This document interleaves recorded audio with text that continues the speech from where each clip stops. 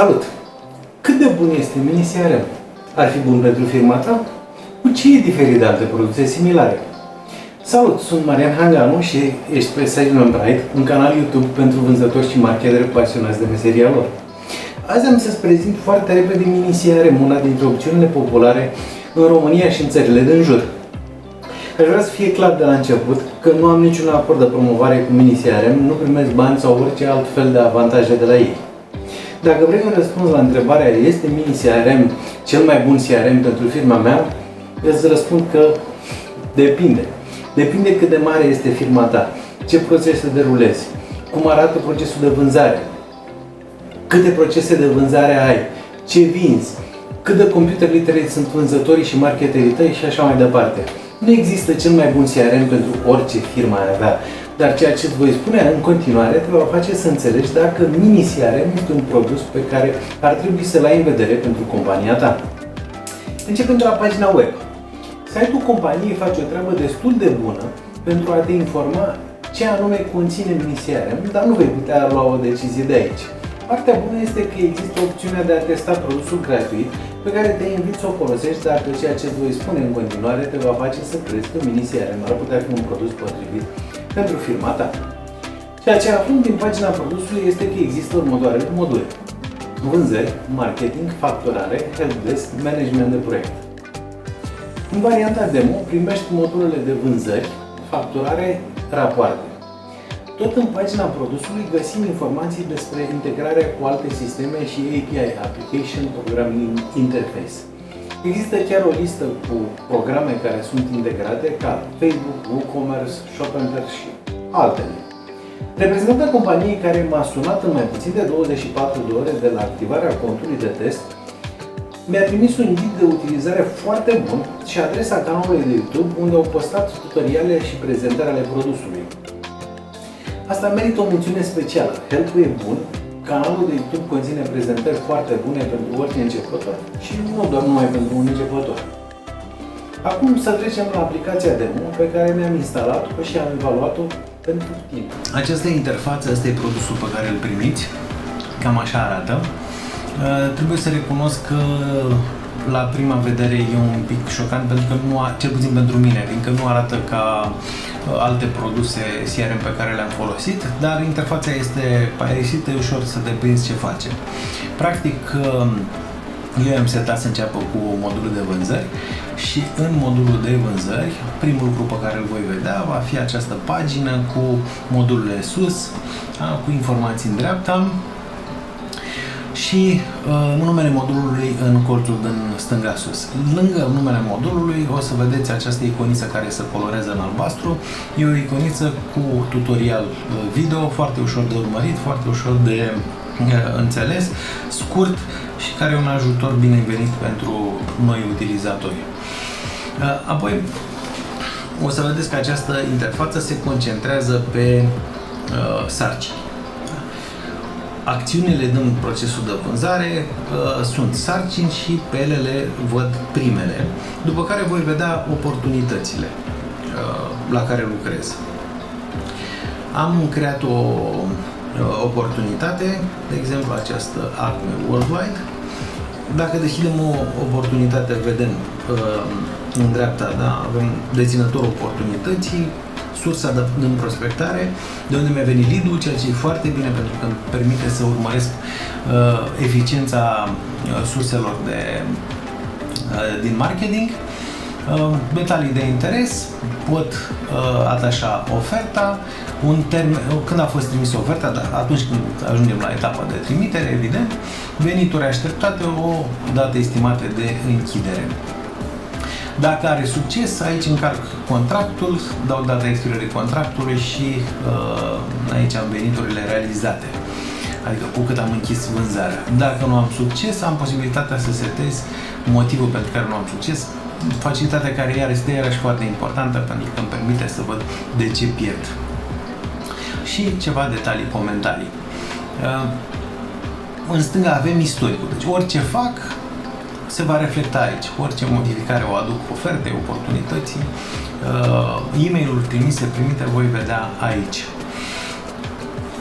Avem și o arhivă, pot să le filtrez sau pot să adaug o sarcină nouă. O sarcină nouă dintr-un șablon, dintr-un template, sau o sarcină complet nouă. Da? Care este foarte ușor, să zicem, să dau un telefon de follow-up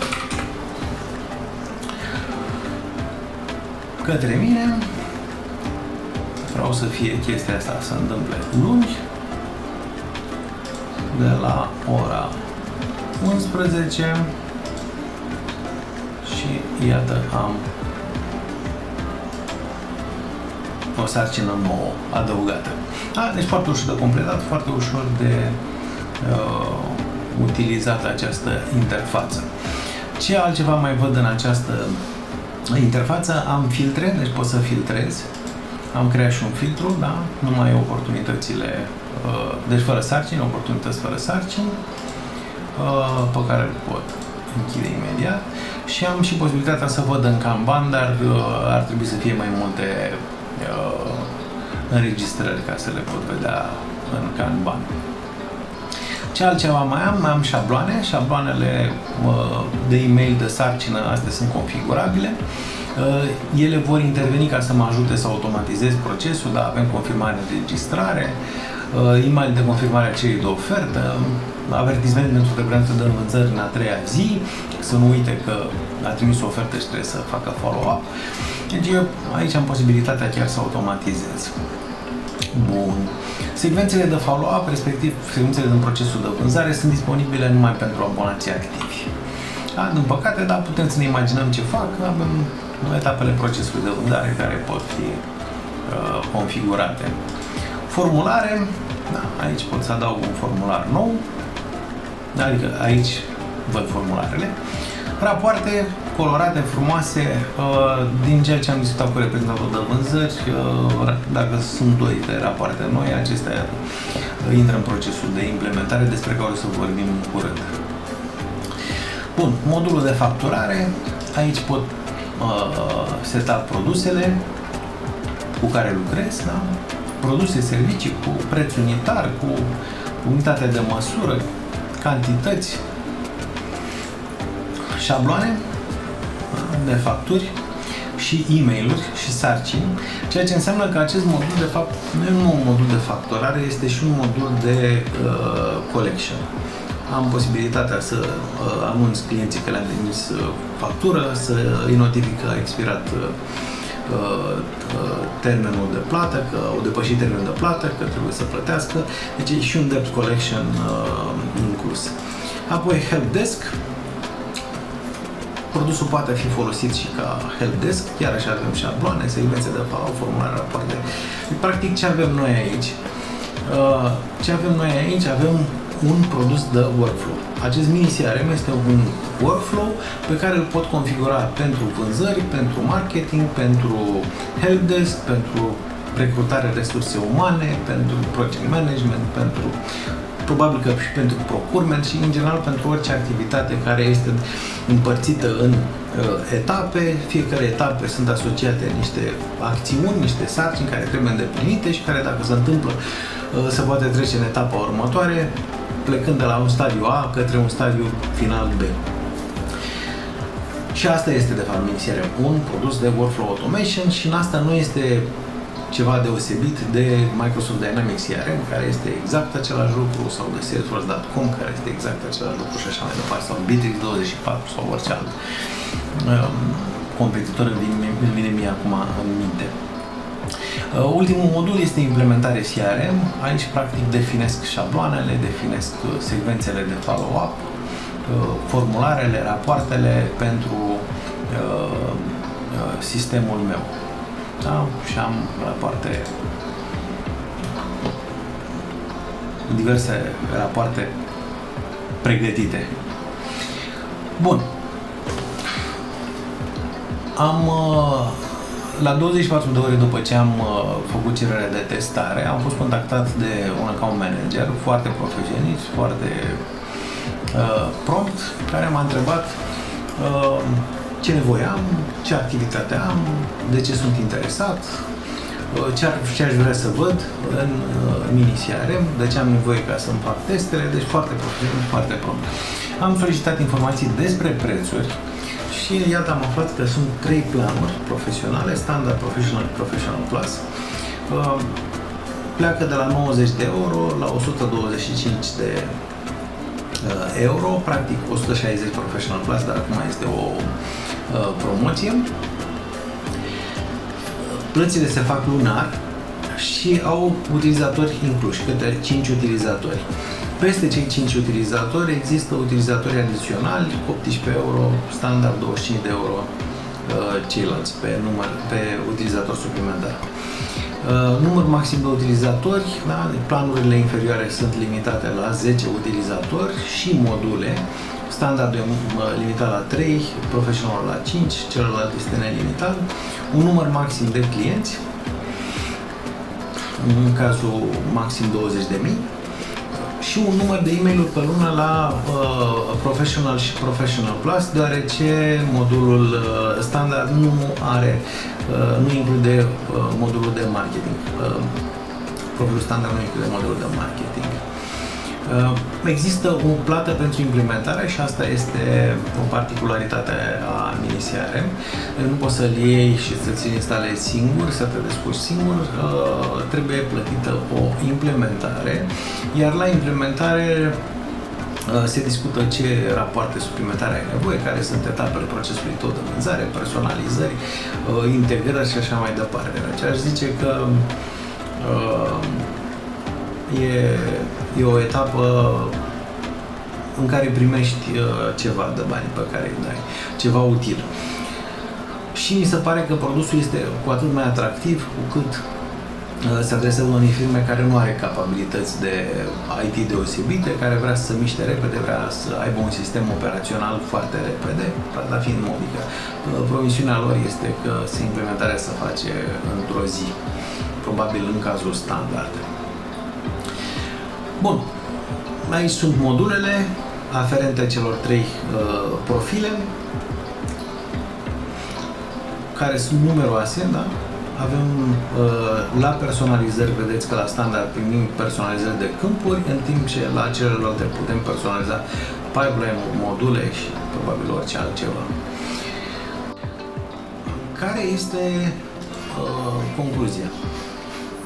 Mini CRM este un produs foarte bun pentru IMM-uri, este un produs foarte bun dacă nu ai procese de vânzare foarte complicate. De exemplu, dacă vinzi către companii foarte mari, unde procesul de vânzare este complicat, implică numeroase persoane care au profile diferite, atunci poate că nu este produsul cel mai potrivit pentru tine. Dar dacă firma are un singur proces de vânzare care este simplu, 4, 5, 6 etape cel mult, care se derulează în special cu aceeași persoană în firma țintă, atunci este un produs foarte bun, foarte simplu de utilizat. Îmi place că există facturare, pentru că asta adaugă automatizare, există multă automatizare în produsul ăsta pe care o poți folosi out of the box. Îmi place că există integrare cu alte sisteme. Cred că un IMM trebuie să automatizeze cât mai mult posibil, pentru că un IMM nu are resursă umană abundentă. Oamenii fac mai multe lucruri, fac multe lucruri și atunci trebuie decuplați de sarcinile administrative, care dacă se poate să fie automatizate, trebuie automatizate. Îmi place și ideea de implementare, deși eu personal nu cred că aș avea nevoie, dar majoritatea companiilor nu au capabilitatea de a-și implementa singuri CRM-urile, sau dacă ar face-o mai scump și atunci are foarte mult sens să lase producătorul să le implementeze CRM-ul pentru o sumă care nu este foarte mare. Prin urmare, dacă vă place, dacă credeți că vă încadrați în modelul de IMM care dorește automatizare și un produs simplu de folosit în limba română, ușor de instalat, ușor de implementat, atunci chiar vă recomand să aruncați o privire la mini CRM. like dacă ți-a plăcut, dislike dacă nu ți-a plăcut, nu uita să te abonezi și apasă și pe butonul cu clopoțel ca să fii notificat data viitoare când încarc un film nou. La revedere!